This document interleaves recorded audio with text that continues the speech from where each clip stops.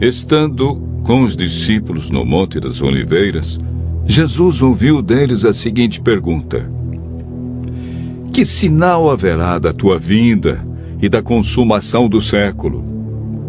O mestre, então, enumerou vários sinais indicadores do seu retorno à terra. Alguns sinais destes apresentados tiveram cumprimento inicialmente em Jerusalém e serviram como maquete ilustrativa dos acontecimentos do fim.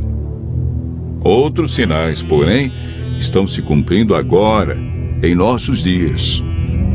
Todos os dias lemos e ouvimos nos jornais, rádio e televisão inúmeros acontecimentos. São várias as tragédias: terremotos, chacinas, roubo, enganos, crianças abandonadas, doenças, fome, guerras. O que diz a Bíblia sobre esses acontecimentos?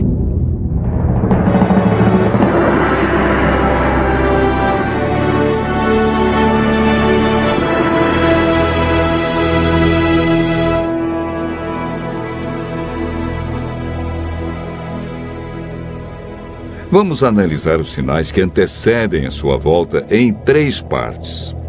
Primeiro, os sinais no mundo social. Segundo, sinais no mundo natural. E por último, sinais no mundo religioso. Os sinais no mundo social estão descritos em Mateus 24, versos 6, 7 e 10.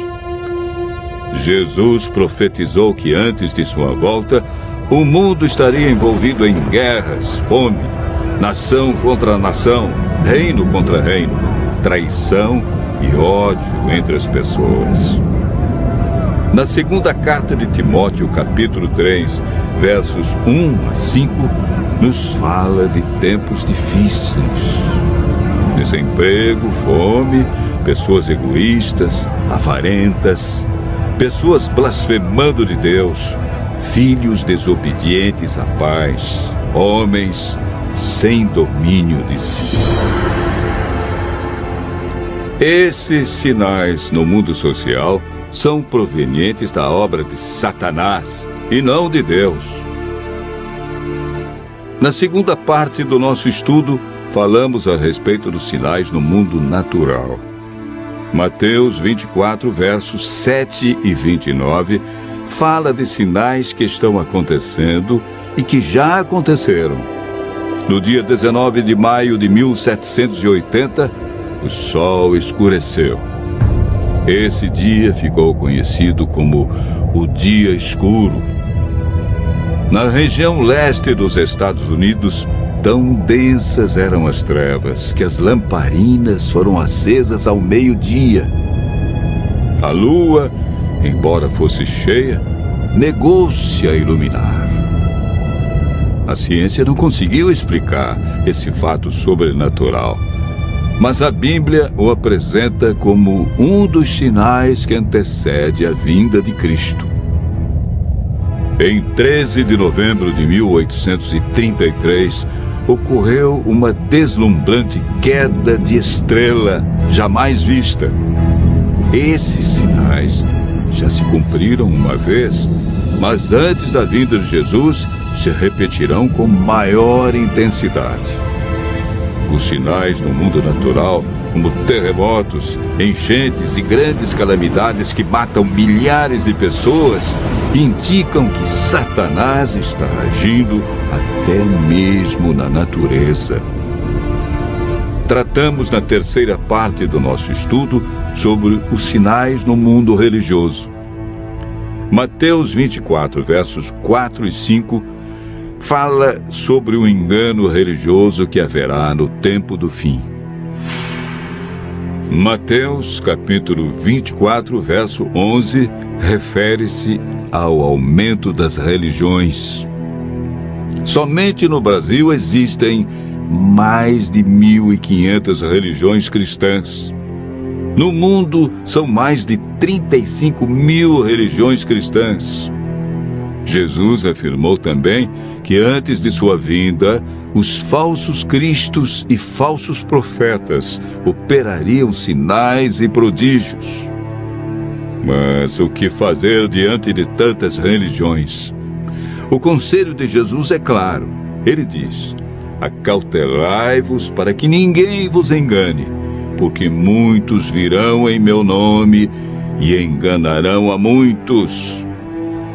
Segundo Pedro 2, versos 1 a 3, fala da atitude de líderes religiosos que são movidos pela ambição e acabam usando a religião, a Bíblia, milagres e o nome de Deus para explorar as pessoas que os procuram em busca de curas, sinais e prodígios.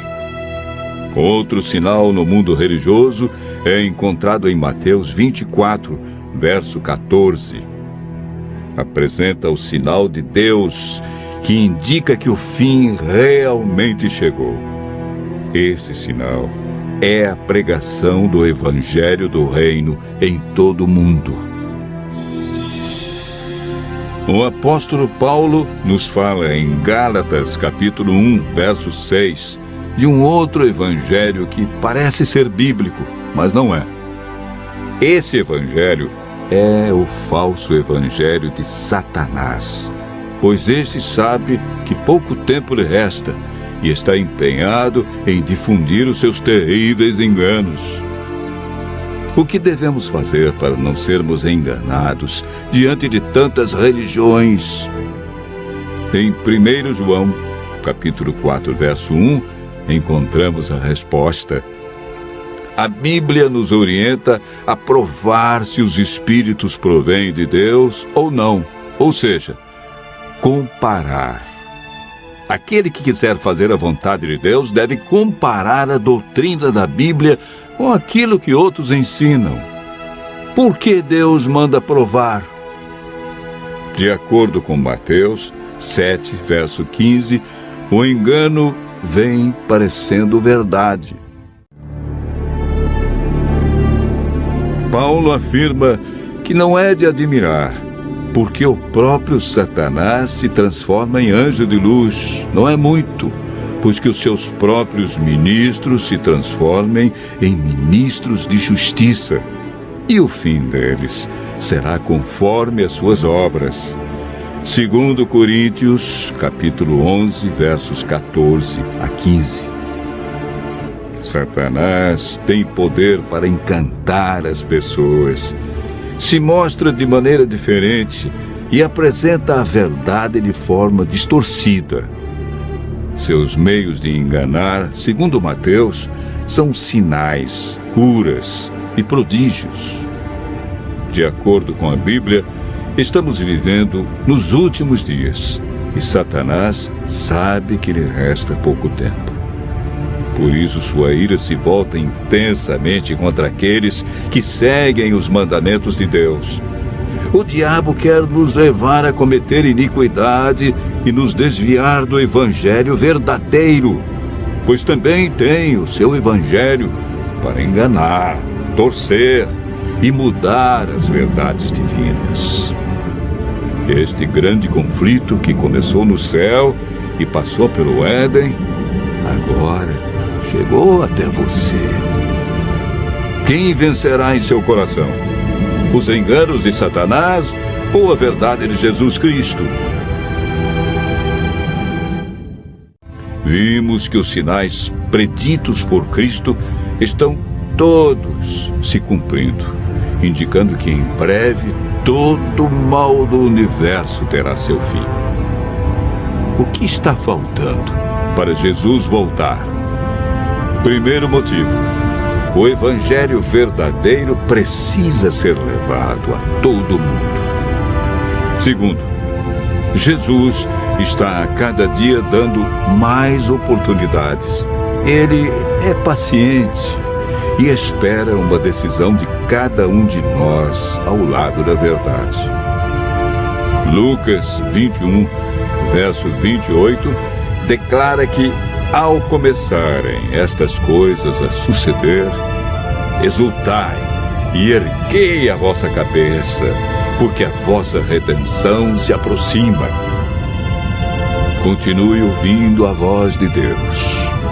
Em breve, vamos contemplar Jesus vindo sobre as nuvens do céu com poder e grande glória.